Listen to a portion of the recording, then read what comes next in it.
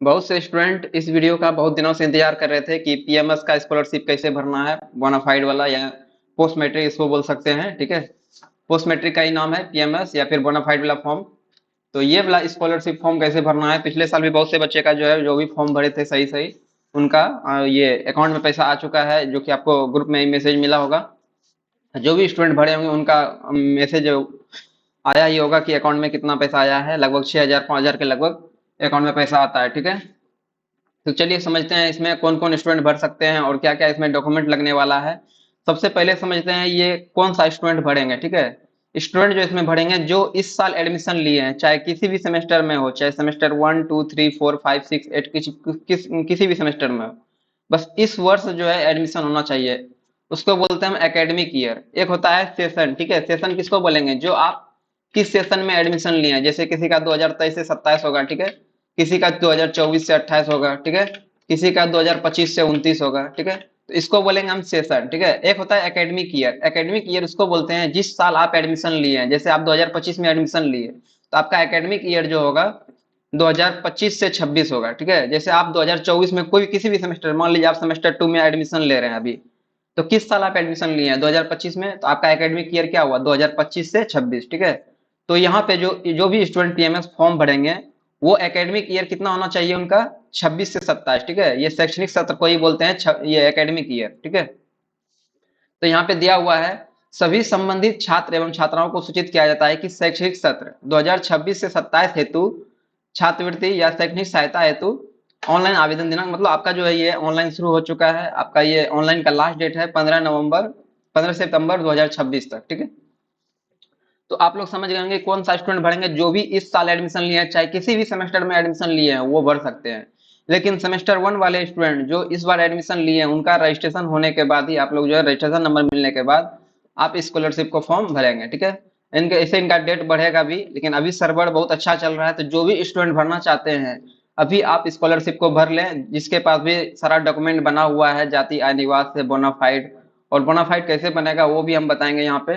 ठीक है, तो अभी सर्वर बहुत अच्छा चल रहा है। कभी कभी क्या होता है, इसका लास्ट डेट जैसे आने लगता है तो लास्ट डेट से 15 20 दिन पहले इनका सर्वर पूरा एकदम स्लो होने लगता है। ठीक है, तो जो भी स्टूडेंट भरना चाहते हैं इस महीने में भर लें, जिसका बोनाफाइड बना हुआ है। जैसे सेमेस्टर 2 वाले, सेमेस्टर 3 वाले और सेमेस्टर 5 में जो भी हैं स्टूडेंट वो भर सकते हैं इसमें। ठीक है, तो चलिए इसमें क्या क्या डॉक्यूमेंट लगेगा वो भी हम बताते हैं।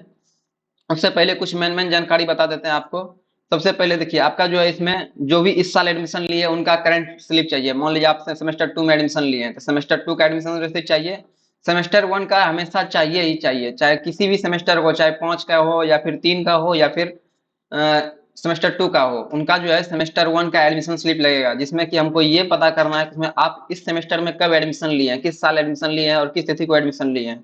तो ये एडमिशन रिसिप्ट आपको हमेशा जरूरत पड़ेगा। ठीक है, पहला नंबर। उसके बाद जो भी आप करंट सेमेस्टर, जैसे आप करंट सेमेस्टर में जैसे सेमेस्टर 2 है तो उसका भी स्लिप लगेगा। जैसे कोई भी सेमेस्टर 5 में है तो आपका ये करंट 5 हो गया, तो ये आपका स्लिप लगेगा। कोई स्टूडेंट का सेमेस्टर 3 में है तो उनका भी ये स्लिप लगेगा यहाँ पे। ठीक है, तो इस तरह से अपना यहाँ पे स्लिप लगाना है। दो स्लिप आपको रखना है। पहला स्लिप कौन सा, सेमेस्टर 1 का, उसका परिचय पत्र भी रखना है। और दूसरा स्लिप कौन सा, जो करंट अभी चल रहा है, जैसे सेमेस्टर 2 चल रहा है किसी का, सेमेस्टर 5 किसी का चल रहा है, किसी का 3 चल रहा है, तो वो अपना स्लिप यहाँ पे रखेंगे। ठीक है, उसके बाद बोनाफाइड को लास्ट में समझते हैं। पहले यहाँ पे समझ लेते हैं इनकम और कास्ट। ठीक है, यहाँ पे एक और चीज से छुटकारा मिल गया आपको, निवास बनाने का जरूरत नहीं है। ठीक है, निवास आपका इस बार नहीं लगेगा। ठीक है, तो निवास को इस बार हटा दिया जाता है। ठीक है,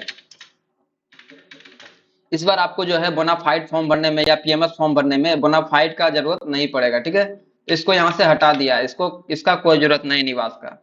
और इनकम प्रमाण पत्र जो होता है, आय प्रमाण पत्र जिसको बोलते हैं, वो हमेशा आपका 1 अप्रैल 2026 के बाद का होना चाहिए। यहाँ पे भी दिया हुआ है कि आवेदक के लिए केवल आय प्रमाण पत्र एवं जाति प्रमाण पत्र की आवश्यकता है। ठीक है, इस बार निवास हटा दिया गया है। और प्लस में क्या दिया हुआ है, कोर्स ईयर, आपका जो शैक्षणिक ईयर है, मतलब ये इसका कोई जरूरत नहीं है। चलिए आगे बढ़ते हैं। आधार से अकाउंट लिंक होना चाहिए, ये भी ठीक है। देखिए यहाँ पे दिया हुआ है आय प्रमाण पत्र की जारी तिथि कितना होना चाहिए, 1 अप्रैल 2026 के बाद का ही होना चाहिए। अगर उसके पहले का दीजिएगा तो फॉर्म तो भर लीजिएगा, लेकिन बाद में क्या होगा, आपका रिजेक्ट हो जाएगा। ठीक है, इसलिए ये गलती नहीं करें आप लोग। जो आय प्रमाण पत्र जाति अगर 2025 का भी है तो चल जाएगा, 24 का भी है अप्रैल के बाद का तो चल जाएगा। ठीक है, लेकिन आय प्रमाण पत्र आपका कब का होना चाहिए, 1 अप्रैल 2026 का। ठीक है, इस तरह से जाति या निवास समझ गए। आपका निवास नहीं लगेगा, जाति लगेगा।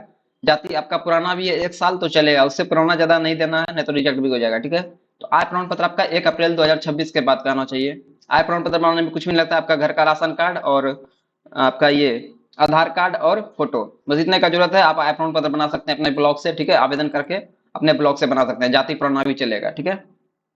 यहाँ पे दिया हुआ है जाति प्रमाण पत्र पिछले 2 साल, मतलब 2 साल का पीछे का आपका जो है ये जाति प्रमाण पत्र लगेगा, ठीक है, जो 2 साल पुराना भी दे सकते हैं। निवास तो इस बार है ही नहीं, ठीक है, बस 2 ही चीजें है इसमें। चलिए, उसके बाद देखिए सभी आवश्यक शैक्षणिक दस्तावेजों पे अंकित, आपका जो यहाँ पे डेट होना चाहिए इस डेट के अनुसार रहना चाहिए, ठीक है। जैसे मान लिया बोनाफाइड बना रहे हैं 1 अप्रैल 2000 कितना है 1 अप्रैल 2026 से 31/7/2027 तक का होना चाहिए, ठीक है। जैसे कोई भी है, जैसे रिसिप्ट है कोई, इस डेट में आपका रिसिप्ट होना चाहिए। जैसे एडमिशन लिए इस डेट का रिसीविंग है तो अपना एडमिशन का ये अपना फॉर्म भरिए, ठीक है। इसमें जैसे कोई स्टूडेंट अभी जनवरी में, जैसे सेमेस्टर 3 का एडमिशन हुआ है तो जनवरी में हुआ है, तो ये आपका आपका वैलिड नहीं है, ठीक है। तो आपका एडमिशन कब होना चाहिए, अप्रैल के बाद का, ठीक है। तो जो भी स्टूडेंट इस बार फॉर्म भरेंगे वो 1 अप्रैल 2026 के बाद अगर एडमिशन लिए हैं तो वो आप इस स्कॉलरशिप को फॉर्म भरिएगा, ठीक है। उसका बोनाफाइड भी यहाँ पे नया मांग रहा है, लेकिन पुराना वाला भी कोई कोई स्टूडेंट देकर कर रहे हैं तो कोई दिक्कत नहीं, कर सकते हैं, ठीक है। बाद में अगर रिजेक्ट करता है तो फिर से आपको एडिट करके उसमें चढ़ाइएगा, ठीक है। चलिए, क्या कि यहाँ पे दिया हुआ है सभी, कुछ कुछ कॉलेज में ये भी बताया गया है कि आपका जो बोनाफाइड पुराना भी लगा सकते हैं, कोई दिक्कत नहीं, लगाइए, लेकिन बाद में रिजेक्ट होगा तो फिर से एडिट करके फिर से इसमें सुधार करके नया बोनाफाइड बना के डालिए। इससे अच्छा है नया बोनाफाइड लगा के अपना यहाँ पे दे सकते हैं। क्या कि यहाँ पे लिखा हुआ है सभी आवश्यक दस्तावेज, मतलब शैक्षणिक, मतलब जो भी अभी पढ़ रहे हैं, ठीक है, उसका अंकित तिथि कितना होना चाहिए, 1/4/2026 से 31/3/2027 के बीच होना चाहिए, ठीक है। मतलब अप्रैल 2026 से लेकर मार्च 2027 तक का होना चाहिए, उस तिथि के अंदर होना चाहिए। उसके बाद देखिए क्या है आवेदन, ठीक है, इस तरह से आवेदन हो सकता है। चलिए, और उसके बाद उसका जाति या निवास होगा, ठीक है। चलिए और समझते हैं और इसमें क्या क्या लगेगा। बोनाफाइड जो आपका कॉलेज से आवेदन देके बनवा सकते हैं, ठीक है। उसमें आपका बोनाफाइड किस तरह से रहेगा, बोनाफाइड में आपका पहले नाम डिटेल रहेगा, किस क्लास में पढ़ते हैं, हाँ इस कॉलेज का स्टूडेंट है, ठीक है। उसके बाद किस सेमेस्टर में आपका कितना फीस लिया जाएगा, वो फी स्ट्रक्चर भी रहेगा, ठीक है। तो उस तरह से आपका बोनाफाइड बना होना चाहिए, उसमें फीस स्ट्रक्चर भी और बोनाफाइड दोनों उसमें रहना चाहिए, ठीक है। अगर कोई अलग अलग बना रहा है तो अलग अलग भी बनाइए, या बोनाफाइड को अलग बना लीजिए या फी स्ट्रक्चर को अलग बना लीजिए, या फिर दोनों किसी को दोनों कोई कोई एक में ही बनवाते हैं। जैसे एके ओपन का बनाए थे पिछले बार देखे थे, तो इसमें अभी भी जो स्टूडेंट एके ओपन कॉलेज से बना रहे हैं उसका देखिए फीस और बोनाफाइड दोनों एक में ही किया हुआ है, ठीक है। तो इस तरह से बोनाफाइड अपना बना सकते हैं, ठीक है। कॉलेज से वो बनता है, कॉलेज से अपना संपर्क करके बना सकते हैं, ठीक है। उसके बाद आधार से जो आपका अकाउंट लिंक होना चाहिए, ठीक है। आधार से जिसका भी लिंक है वही आप मतलब अकाउंट आपका ऑटोमेटिक लेगा, ठीक है। इस बार अकाउंट नंबर भी नहीं मांगा जा रहा है, सिर्फ आधार से लिंक रहेगा, ऑटोमेटिक ले लेगा, ठीक है। और आपका जो है आधार से इस बार फेस लेगा, ओटीआर पहले करना है। ओटीआर का वीडियो यहाँ पे हम ग्रुप में दे दिए थे, ठीक है। वीडियो आप यहाँ से देख सकते हैं, ये वीडियो हम दे दिए थे पिछले बार, ठीक है। तो यहाँ से अपना देख देख के ओटीआर कर लेना है, किस तरह से ओटीआर करते हैं, ठीक है। वीडियो देख के वीडियो का जो है लिंक नीचे में दे देंगे, वहां पे आपसे वीडियो का लिंक देख करके आपका ओटीआर कर लीजिए। उसके बाद यहाँ पे आइएगा, यहाँ पे फॉर्म भरना है, ठीक है। तो आपको यहाँ पे बता दिए कौन कौन से स्टूडेंट फॉर्म भर सकते हैं और फॉर्म किस तरह से भरना है, इसका भी एक वीडियो आएगा, उसके लिए आप इंतजार कीजिए, ठीक है। तो जल्द ही इसमें वीडियो आएगा। और जिस भी स्टूडेंट को पैसा मिल गया है उसका जो है फॉर्म रेनुअल होगा, ठीक है, फ्रेश नहीं भरना है, रेनुअल होगा उसका फॉर्म। अगर किसी का भरा रहा है तो भर सकते हैं, लेकिन फॉर्म जो है रेनुअल होगा, आप लोग को रेनुअल करना है, ठीक है। चलिए, तो जो भी स्टूडेंट फॉर्म नहीं भरे हैं वो जल्द से जल्द आके अपना फॉर्म भर ले। जैसे सेमेस्टर 2 का है अभी 1 अप्रैल के बाद का हुआ, सेमेस्टर 5 का हुआ 1 अप्रैल के बाद का हुआ एडमिशन, तो आप लोग जो है आके अपना एडमिशन यहाँ पे फॉर्म इस फॉर्म को भर लीजिए, ठीक है।